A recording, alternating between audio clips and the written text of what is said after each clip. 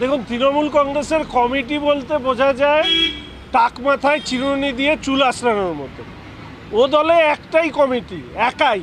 ফলে এই কমিটি, এগুলো খাতায় কলমের কমিটি, রাস ওনার হাতেই ছিল, আছে, এটা সবাই জানেন। শুধু একটু মাঝে মাঝে সবাইকে স্মরণ করিয়ে দিতে উনি টেকো মাথায় একটু চুল আঁচড়ানোর জন্য চিরুনি ব্যবহার করতে বলেন।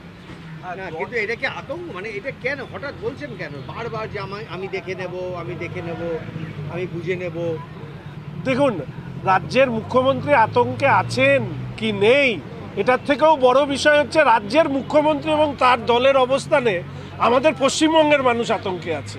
ফলে রাজ্যের মানুষের এই আতঙ্ক দূর করতে গেলে মুখ্যমন্ত্রীকে, অর্থাৎ তৃণমূল কংগ্রেসের নেতৃসহ তার দলকে বিসর্জন দিলে এই সব ধরনের আতঙ্ক থেকেই রাজ্য মুক্ত হবে।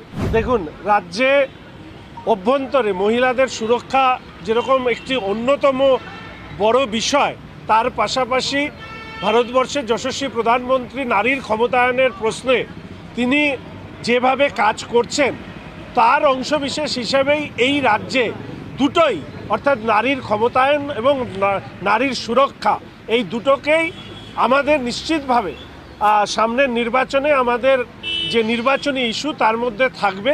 এবং আমরা বিশ্বাস করি যে কোনো প্রতিশ্রুতি নয়, আমরা সংকল্পবদ্ধ নারীর ক্ষমতায়ন এবং নারীর সুরক্ষাকে সুনিশ্চিত করবার জন্য। কেন্দ্র যা আপনাদের মেম্বারশিপ করে দিতে বলেছিল সেটা আপনারা পারেননি, মাঝপথে আপনাদের বন্ধ করতে হয়েছে। যেখানে আপনারা নিজেরা সদস্য সংগ্রহ করতে পারেন না, সেখানে মানুষ আপনাদের ভোট দিয়ে ক্ষমতায় আনবে, এটা কি দিবাস্বপ্ন?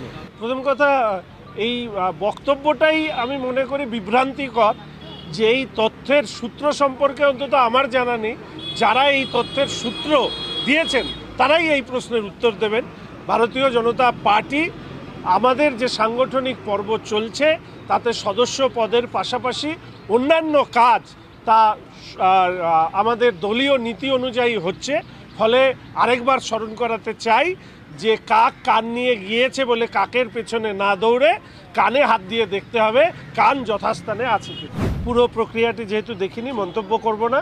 তবে ব্যক্তিগতভাবে মনে করি যারা যোগ্য তাদের চাকরিকে সুনিশ্চিত করবার প্রশ্নে আমরা ইতিমধ্যেই সে কথা সর্বসমক্ষে বলেছি।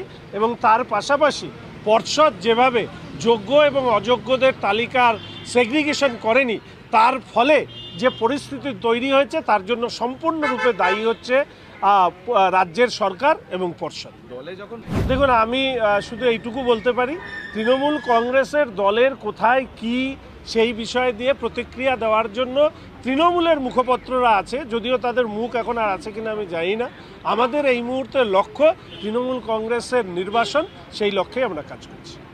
যাদের কাছে অভিযোগ করেছেন তারা নিশ্চিতভাবে এই অভিযোগের সত্যতা খতিয়ে দেখে তারা ব্যবস্থা নেবেন। আর এইটুকু বলবো যে এই রাজ্যে বিশেষ করে সরকারি দল তৃণমূল কংগ্রেস প্রয়াগরাজে মানুষ যাচ্ছেন না বলে যে অপপ্রচার চালাচ্ছেন, তাহলে নিশ্চিতভাবে সেই অপপ্রচারটাও যে সত্য নয় সেটা অন্তত এই ঘটনার প্রেক্ষিতে বলা যেতে পারে।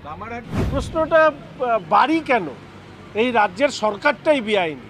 যেভাবে এই সরকার বেআইনি কাজকর্মে তারা প্রশ্রয় দিয়েছে, নেতাদের টাকা তুলতে সাহায্য করেছে, আধিকারিকরা এখান থেকে টাকা খেয়েছে, তারপরে 57টা কেন এর দ্বিগুণ বাড়ি ওই অঞ্চলে বেআইনি থাকতেই পারে। ফলে প্রশ্নটা এটাই আসছে যে বারবার করে আদালতের হস্তক্ষেপ প্রয়োজন হচ্ছে কেন।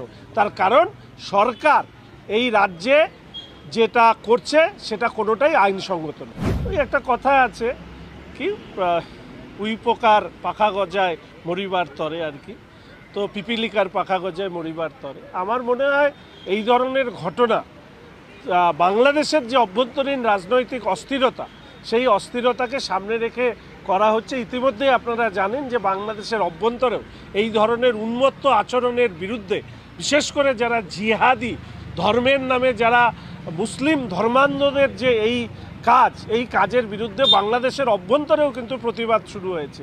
আমি আশা রাখি দ্রুত এই পরিস্থিতির পরিবর্তন হবে এবং স্বাভাবিকভাবে এই ঘটনাগুলো বন্ধ হবে। রাজ্যপালের ভাষণে তো তার উল্লেখ পেলাম না।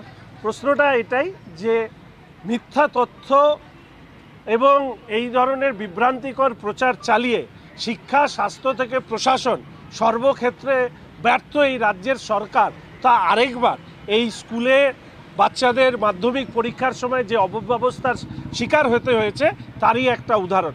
ভবিষ্যতে নিশ্চিতভাবে আমাদের সরকার আসলে এই ধরনের চরম বিশৃঙ্খলার মধ্যে রাজ্যের মাধ্যমিক পরীক্ষার্থীদের পড়তে হবে না, এই বিশ্বাস বা এই আশ্বাস আমি।